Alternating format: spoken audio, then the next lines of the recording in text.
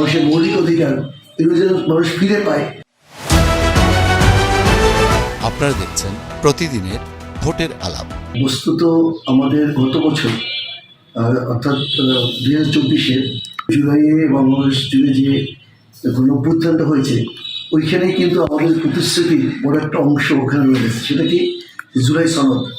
অর্থাৎ এই যে পরপর 3টা নির্বাচনে মানুষ ভোট দিতে পারে নাই, মানুষের ভোটাধিকার ছিল না, এবং ফ্যাসিস্ট সরকার এই দেশে জেগে বসেছিল, তাকে এখান থেকে বিতাড়িত করছে সাধারণ মানুষ। এইটা তো একবারে হয়েছে, কিন্তু এটা বারবার যেন এরকম ফ্যাসিস্ট সরকার না আসে, ফ্যাসিজম না আসে, মানুষজন তাদের ভোটাধিকার, বাকস্বাধীনতা, মানুষের মৌলিক অধিকার এগুলো যেন মানুষ ফিরে পায়, এটাই হচ্ছে আসলে আমাদের বড় অঙ্কের প্রতিশ্রুতি। যে মানুষের মধ্যে যে বৈষম্যটা আছে, ধনী গরিবের ভেদাভেদ, যারা রাষ্ট্র পরিচালনা করে তারা যেন এখানে মনিব, আর সকল মানুষ যেন তাদের দাস, তারা যেটা বলবে সেটি হবে। ইতিমধ্যে আমরা কিন্তু দেখতে পাচ্ছি যে কোনো কোনো দল এমন একটা আচরণ করছে যে তারা রাষ্ট্র পরিচালনার সরকারে তারা এসে গেছে। ওই জায়গাটা হলো আমাদের প্রতিশ্রুতি যে মানুষ তাদের বাক স্বাধীনতা, ভোটাধিকার এগুলো মানুষ ফিরে পাবে।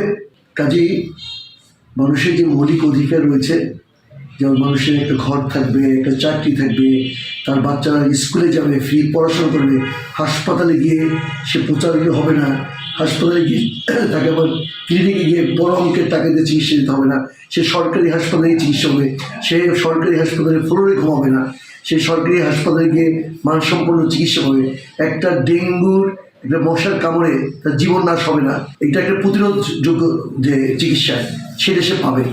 মাদকাসক্তিতে তার ছেলেটা, ব্রিলিয়ান্ট ছেলেটা, ঢাকা মেডিকেল কলেজের ছেলেটা, সে নিমজ্জিত হয়ে তার ছাত্র জীবন নষ্ট হয়ে যাবে না। এই যে মাদকের যে ছোবল, এখান থেকে কীভাবে তরুণদেরকে বাঁচিয়ে আনা যায় এবং তাদেরকে কীভাবে একটা সুন্দর জীবন দেওয়া যায়, এই তরুণরা আগামী প্রজন্ম আমাদের, আমার আগামী দিন আমাদের রাষ্ট্র পরিচালনা করবে। কাজে এই তরুণ নির্ভর বাংলাদেশ, তাদেরকে আমরা কীভাবে বড় করতে পারি, এইসব থাকবে আমার প্রতিশ্রুতি। এবং এলাকায় পটুয়াখালী বিশেষ করে, এখানে এই পটুয়াখালী কেন্দ্রিক, পটুয়াখালীতে আছে আমাদের একটা পর্যটন কেন্দ্র কুয়াকাটা, এই কেন্দ্রিকে আমাদের চমৎকার একটা পর্যটন কেন্দ্র হতে পারে, যেখানে দেশি বিদেশি সকল মানুষ এখানে আকৃষ্ট হবে, সেখানে নিরাপত্তা বিধান করা। আমাদের রয়েছে অপার সম্ভাবনায় যে জলগুলো নদী আছে, সেখানে মাছ চাষ, পর্যটন, অনেক সম্ভাবনা রয়েছে। এগুলোকে গুছিয়ে যদি আমরা সরকারের যদি নজরের দিকে কাটতে পারি, আশা করি যে এই পটুয়াখালীকে সমৃদ্ধশীল পরিণত করতে পারবো। এখানে রয়েছে প্রচুর শিক্ষা প্রতিষ্ঠান, পটুয়াখালীর মানুষ সবচেয়ে বেশি শিক্ষিত পারি আক্ষরিক জ্ঞানে, সেইটাকে আমরা কিভাবে সুশিক্ষিত করতে পারি সেই প্রচেষ্টাটা আমাদের থাকবে। এখানে প্রাইভেট বিশ্ববিদ্যালয়, সরকারি বিশ্ববিদ্যালয় তৈরি করা, প্রযুক্তি বিশ্ববিদ্যালয় তৈরি করা, এগুলো সম্ভব, এগুলো সরকার ইচ্ছে করে এখানে করতে পারে। এবং সেইখানে আমি যদি নির্বাচিত হই, একজন হিসেবে মানে কোয়েনজাইম হিসেবে কাজ করবো, একজন পটেনশিয়াল হিসেবে কাজ করবো, যাতে এখানে আমরা এই কাজগুলো করতে পারি। আর বিশেষ করে নারীরা শিক্ষিত হয়েও তারা চাকরি করে না, চাকরি পায় না। এই নারীদেরকে কীভাবে আমরা এই নারী শিক্ষা পাওয়ার পরেও তারা যাতে চাকরি পেতে পারে, বিশেষ করে আমাদের নার্স, চিকিৎসক এই সেক্টরগুলোতে, তারপরে রয়েছে আমাদের যে টেলিকমিউনিকেশন, এইসব জায়গায় আমাদের নারীরা খুবই ভালো করছেন। কাজে এই পেশাগুলোতে আমরা তাদেরকে উৎসাহিত করতে পারি এবং তাদেরকে চাকরি দিয়ে স্বাবলম্বী করতে পারি। আমার একটা পরিবারের হাজব্যান্ড ওয়াইফ দুজন যদি চাকরি, পরিবারের ইজিলি স্বাবলম্বী হয়। কাজে এই বিষয়গুলো আমরা দেখবো। বিশেষ করে আমি যদি নির্বাচিত হই, এইগুলো প্রায়োরিটি পাবে। তরুণদেরকে কীভাবে আরও কর্মক্ষম, আরও মেধাবী, আরও সারা বিশ্বকে নিয়ে তারা যাতে চিন্তা করে, শুধু বাংলাদেশ না, সারা বিশ্বে তাদের এই 56,000 বর্গমাইলের সবুজ বাংলাদেশটা সারা বিশ্বে পরিচিতি লাভ করতে পারে। সেটা নৈতিক শিক্ষার আমাদের বেশি প্রয়োজন। অনেক শিক্ষিত মানুষের নৈতিক জায়গায় নাই, এই নৈতিক শিক্ষার আমাদের অনেক বেশি প্রয়োজন। আমরা যারা শিক্ষিত মানুষ তারা সবচেয়ে বেশি দুর্নীতি করি। এই জায়গাগুলো আমরা কীভাবে করবো, এই অ্যাড্রেসগুলো আমাদের করতে হবে। টলারেন্স বাড়াতে হবে। আমাদের যারা রাজনীতিবিদ, আমাদের মধ্যে টলারেন্স নেই, পরস্পরকে আমরা কী করতে চাই, ডিলেট করে দিতে চাই, উচ্ছেদ করতে চাই। তাই সে তো গণতন্ত্র না। আমার প্রতিপক্ষ থাকবে, আমার সমালোচনা থাকবে, আমার যে সমালোচনা সেটা সঠিক হয় আমি দূর করবো, সঠিক না হলে আমি ভদ্রভাষী সেটাকে এনকাউন্টার করবো। কিন্তু আমার প্রতিপক্ষকে আমি পৃথিবী থেকেই বিনাশ করে দেবো।